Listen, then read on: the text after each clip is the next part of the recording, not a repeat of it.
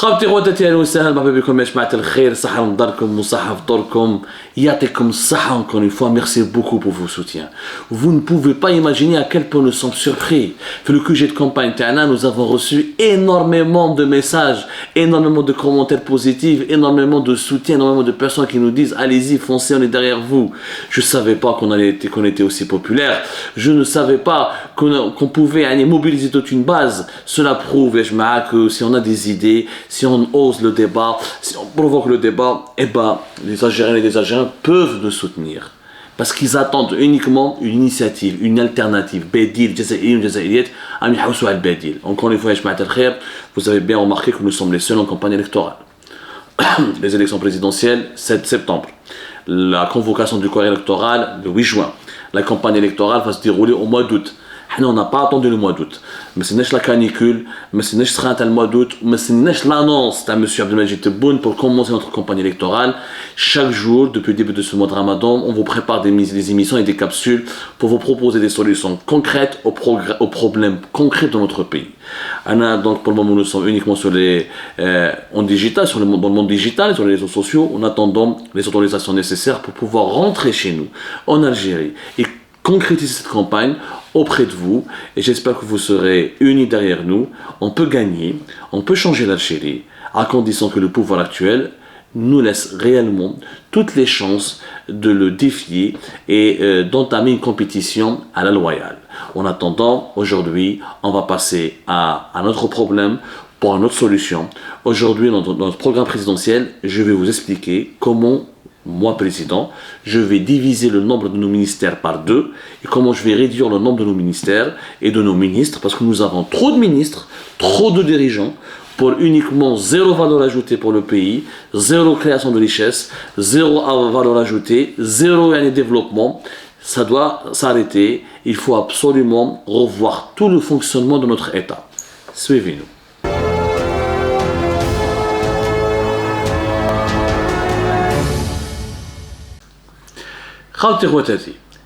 Est-ce qu'à la belle comme les Bladna, nous avons 33 ministères?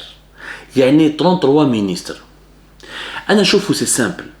J'aime pas faire de philosophie, pour vous démontrer que ces ministres n'ont absolument aucune efficacité, pas la moindre valeur ajoutée pour notre pays, pas la moindre utilité. Nous un exercice simple, nous un sondage d'opinion, on se reçoit Chab el-Jazaïr, nous un échantillon représentatif de la rue ou de la population algérienne. Et on va leur poser la question suivante, on va leur dire combien de ministres actuellement au pouvoir, combien de ministres actuellement en fonction dans votre pays, donnez-nous 5 ou 6 noms d'un 5 ou 6 ministres. Combien de ministres connaissez-vous réellement? Wallah ya jma'a, vous allez être surpris par le résultat de ce sondage. Il y a des ministères qui sont totalement méconnus. كاين des ministres qui كانوا يمشوا برا في الطريق sans garde du corps ويروحوا يقضوا ولا يحشروا قلب اللوز ولا يحشروا زلابيه والله واحد ما يعرفهم tellement ils sont fantomatiques, des ministères et des ministres totalement fantomatiques. Le ministère de la relation avec le Parlement, ministère de l'environnement, ministre de la pêche, micro-entreprise, l'économie numérique, tout ça, c'est de la connerie. Est-ce que vous savez que la loi de finances à 2024, les élections électorales, est-ce que vous savez que les ministères qui composent le gouvernement algérien, les 33 ministères, combien ils vont nous coûter? Ils vont nous coûter pour l'année 2024 l'équivalent de plus de 113 milliards de dollars. 113 milliards de dollars que nous allons dépenser sur un gouvernement composé de personnes totalement méconnues de l'opinion publique.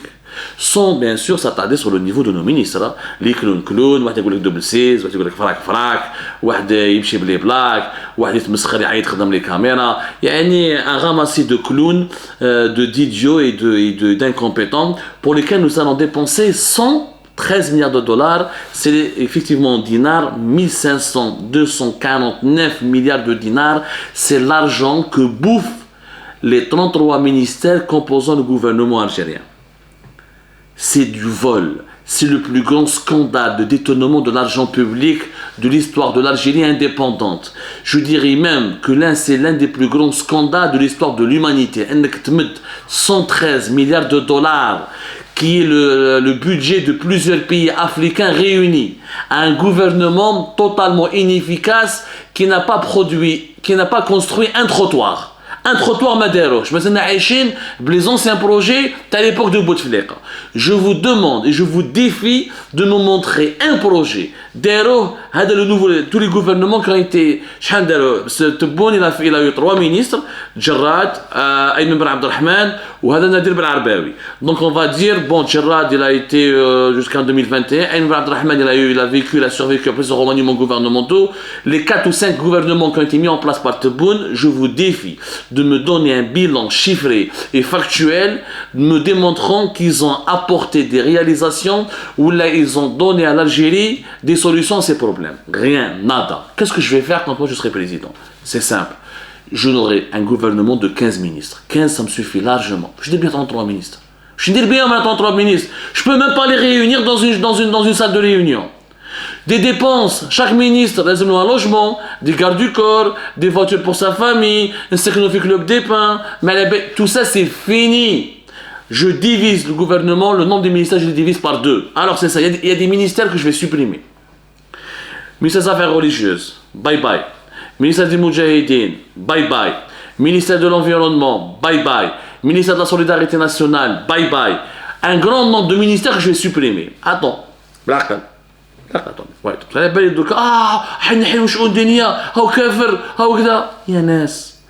J'enlève le ministère des Affaires religieuses. Je ne vais pas enlever la religion de l'Algérie.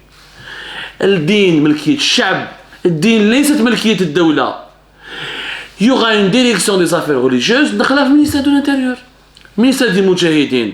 Maintenant, je vais un ministère pour des gens qui ont fait la guerre il y a 60 ans. C'est comme si demain je vais faire le ministère du passé. Maintenant, le ministère du passé, le ministère de Massinissa, le ministère de Kahina, le ministère de l'Akhdaouj, je sais pas quoi. On aura des ministères de tout et n'importe quoi. Là, les Moudjahidines, ce sera une direction qui sera rattachée au ministère de l'Intérieur.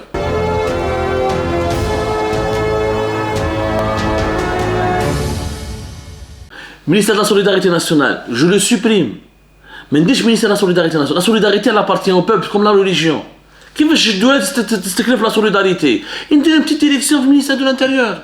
Ou les habits de la solidarité, les habits des restaurants, les habits de Jemaya. C'est une affaire de société civile. Au Club des Pains, c'est fini. Mais dire je dans une zone où il y aura des logements de fonction pour les ministres. Oui, mais ça ne sera pas que le départ, je vais le privatiser. Ça sera une zone touristique. Les ministres auront des logements de fonction, ils habiteront avec le peuple, dans les quartiers avec la population. Je préfère augmenter le salaire des ministres, je le dis. Je pense que les ministres en Algérie sont mal payés par rapport à leurs charges, par rapport à leur travail. Aujourd'hui, un ministre en Algérie touche 35 millions. Bli prime, quelques avantages, 40 millions, c'est très peu. Moi, je vais nommer de très bons ministres. Je vais essayer de débaucher des grands technocrates qui devront quitter des banques internationales, qui devront quitter des multinationales, qui devront quitter des sociétés où peut-être qu'ils touchent 70, 80 millions. Je préfère augmenter le salaire des ministres à 50 millions par mois. Parce que je suis Club des Pains.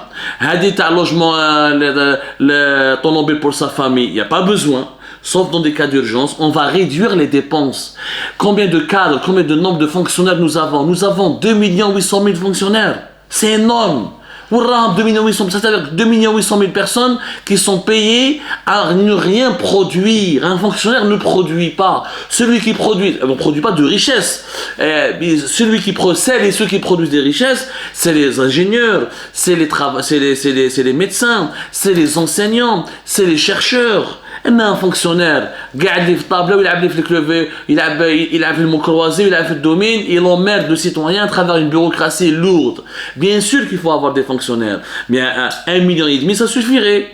Pourquoi on a besoin de 2 800 000? Il faut recaser tout ce monde-là, il faut réduire la lourdeur de la bureaucratie en Algérie. Il faut arrêter que l'État algérien est devenu une machine à laver qui bouffe tout le temps de l'argent. Je vais réduire les dépenses. On doit revenir à moins de 60 milliards de dollars de dépenses de l'ensemble des ministères du gouvernement. Et 60 milliards de dollars, c'est déjà énorme. Une question m'a été posée un jour, mais Comment on peut déterminer le nombre des ministres par pays? D'abord, ça dépend de la population du pays. Un pays qui a 1 milliard d'habitants comme la Chine, ou la 300 millions d'habitants comme les États-Unis d'Amérique, ou la 80 millions d'habitants comme l'Allemagne, ou la 120 ou la Malabélie, 200 millions d'habitants comme l'Indonésie, ne peut pas être traité comme un pays qui a 45 millions comme l'Algérie. Deuxièmement, c'est la création, de sa richesse économique. Le PIB de l'Algérie, il est de même pas 200 milliards de dollars. Où le fonctionnement de l'État, il dirait 113 milliards de dollars. C'est-à-dire que plus de 50% de la richesse nationale est consacrée au salaire des ministres, au fonctionnement, aux frais de fonctionnement de leur ministère, au nombre des fonctionnaires qui sont mis à leur disposition, à leurs prestations, à leurs privilèges sociaux, à leurs allocations. C'est anormal. Il faut être fou pour faire ça.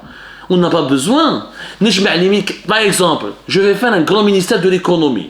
Je vais faire le ministère des Finances, je vais faire le ministère de l'Industrie ou je vais faire le ministère du Commerce. On a un seul grand ministère, le ministère de l'économie. Je vais faire un autre grand ministère, le ministère des Équipements. Je vais faire l'habitat, les travaux publics, les transports et les télécommunications et la poste. Le ministère de l'Intérieur, on a fait les Moudjahidines, les affaires religieuses, le ministère des Sports et de la Culture, je les laisse. Le sport, c'est important pour le bien-être de la population. La culture, c'est ce qui nous reste lorsqu'on perd tout. La culture, c'est très important pour un pays, pour le rayonnement d'un pays. Ça, oui. Mais le ministère de l'Environnement, il va devenir un secrétariat d'État, par exemple, rattaché à un autre ministère. On va professionnaliser l'action gouvernementale. Il faut que l'État algérien soit géré comme une entreprise, avec des bilans, avec une obligation de résultat, avec des objectifs de performance. Mais si je donne de l'argent à des ministres qui ne rapportent même pas 10% que ce qu'on est en train de leur donner. Je vais bien payer un ministre. Je suis prêt à l'élever même jusqu'à 60 millions de centimes par mois. Je suis prêt à doubler les salaires des ministres, mais à condition qu'il y ait un bilan, des comptes rendus. Il faudrait qu'il y ait chaque semaine des conférences de presse, des auditions parlementaires, des auditions filmées à la télévision, où il pourrait même avoir un débat citoyen.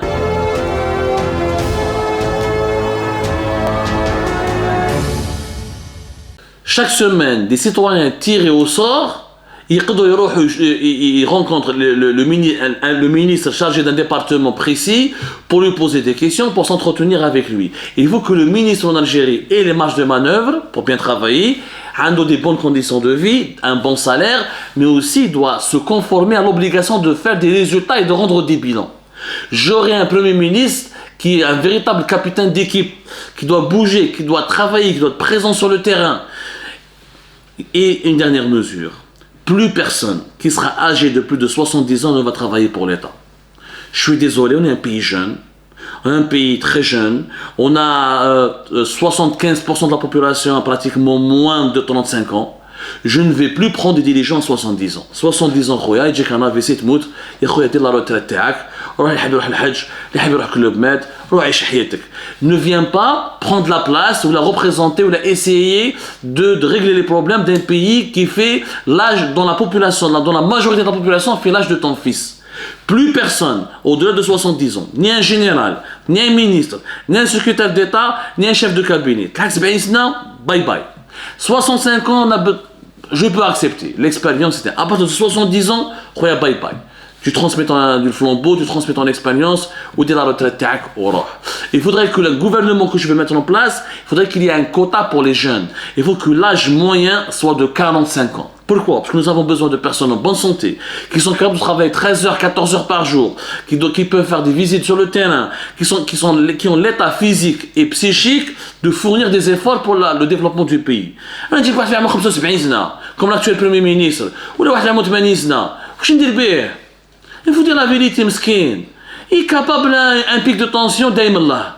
Ça doit finir, nous sommes un pays jeune, nous avons besoin de dirigeants jeunes et de dirigeants solides, à la fois physiquement et mentalement. Et une dernière loi, une dernière mesure importante que je vais faire. Quand tu deviens ministre, ou là quand tu es directeur central, ou là quand tu prends une fonction importante au sein du gouvernement, tes enfants n'ont plus le droit, ni tes enfants, ni ton épouse, ni ton frère, ni ta sœur n'a le droit de travailler avec une institution de l'État.